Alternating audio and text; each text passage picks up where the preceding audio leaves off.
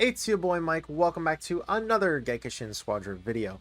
Now, divine cards are very confusing. There are just so many in the game and each one has just some sort of effect that can be just an actual game changer. So I wanted to go ahead and make a video on them, on the ones that we can get right now. I'm going to have this section into 3 parts. It's going to be the beginner, intermediate, and expert. Depending on how confident you feel with the divine cards is how or what section I would recommend watching. But let's go ahead and start with beginner.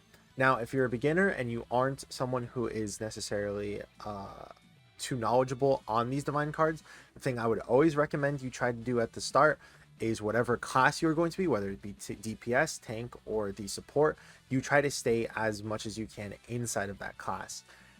A lot of it is just going to pair well with whatever character you're playing with, right? Like if you're a DPS Super Saiyan Goku, having it where you're getting all of your attack up just by getting kills or assists on enemy heroes is going to be an excellent card to pick up, right? Having it where you're able to boost damage against the hero if their HP is 50% or less could help you a lot as well. Just things like that, right? Most of the time, the card that you want to be getting is the one inside your class anyways. Now, that doesn't mean you have to do it every single time, but just for beginners, I would recommend just staying inside of that and seeing which one you like best. Then, for the intermediate, I would definitely say that I would recommend getting more knowledgeable on your side of the cards and trying to see what mix and matches the best. Something like, again, Super Snowball, how we were talking about earlier, can help you with just doing lots of damage over time, as long as you just don't die and you keep getting attacks and everything like that. But if you are finding yourself dying and you do want to still boost your damage, then getting something like Lightning Swift, so that way you're able to do extra energy damage after using a Vanish Step, is just going to be pretty nice. Like there has been so many times where I have died to Lightning Swift. And I feel like it's a better overall card than Super Snowball, because you could lose your stacks at any time, and that could be just a massive just shift in how much damage you do late game, versus being able to just permanently have this damage boost whenever you use the Vanishing Step. You don't lose that effect. You don't have to rebuild it up. It's just available to you at every all the time, right? But it's just things like that, right? You want to see how well are you able to pair these cards up. So Lightning Swift, for example, is going to be pairing well with Prepare to Die, because you're just going to be doing more damage on top of more damage. And then that's going to be pairing well with Pursuer if you're constantly landing skills on your opponent. If you're finding that maybe the opponent is, or maybe you're going bottom lane and there is a tank always on that side, going something like Giant Slayer can go ahead and help you do the proportion of their HP.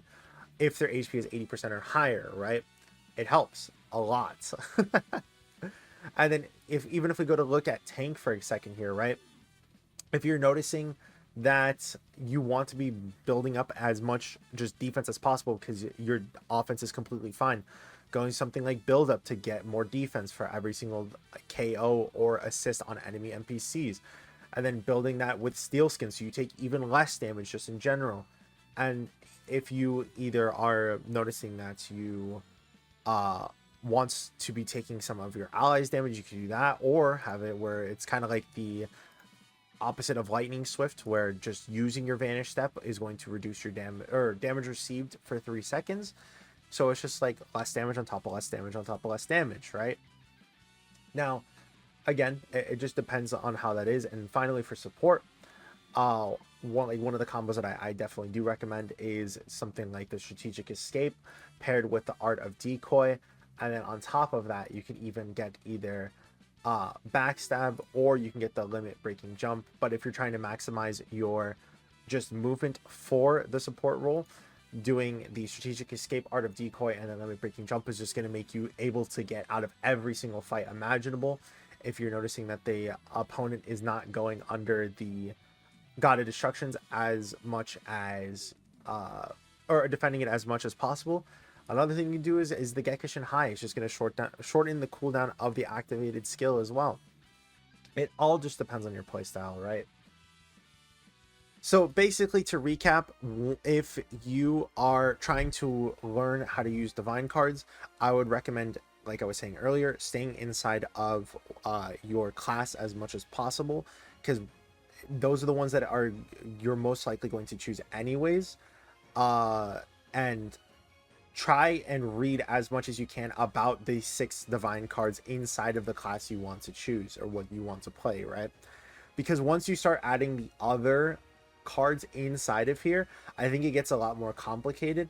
So if after you're like comfortable with that, then you can go on to the expert. But just for intermediates, stay inside your class, read all of them, see which one pairs well with you, and see which one you would like to do the most. Like, again, just for an example, I more often than not like to go the super snowball, so that way I can build up my damage. I like to go then prepare to die, which boosts my damage against an enemy whose HP is 50% or less. And then on top of that, I like to go pursuer, which will make it where I deal additional damage and boost my speed for 7.5 seconds when heading towards a target. And all I have to do is hit an enemy twice within 2 seconds with a skill. So you meteor hammer, then you kamehameha, and then you can chase him down with Kaioken. And because your speed and your damage is going to be so well, it's just going to work well and mesh together pretty well. Lastly, and of course this is going to be the expert one, is try to mix and match outside of your class. Now see which one works best for you in certain situations. Like how we were talking about before, if you're someone who notices that, like, let's say you're playing a tank character and you're in the bottom lane and you notice there is never going to be a person whenever you're doing like your God of Destruction, like you're able to backline so often than not, or more often than not.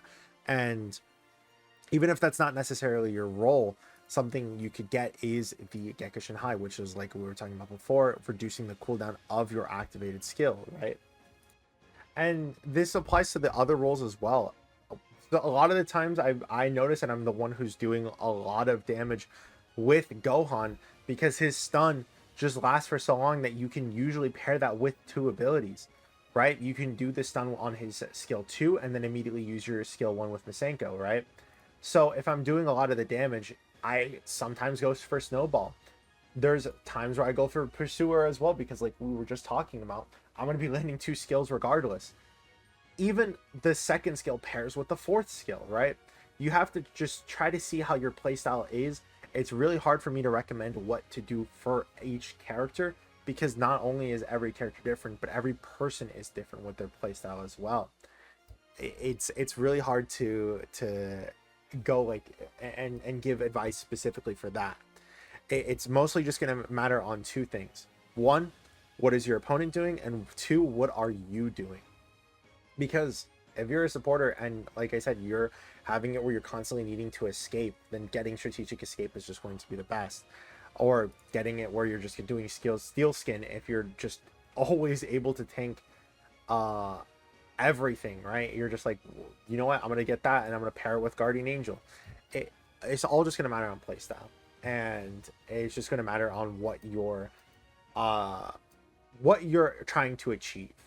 The easiest way to put it is the red cards are always just going to be for if you are needing damage things. The green cards, the tank cards, are always just going to be for defensive things, and then the blue cards are always just going to be for the sort of like either movement speed or for some other sort of like, I guess, support type ability, you could say.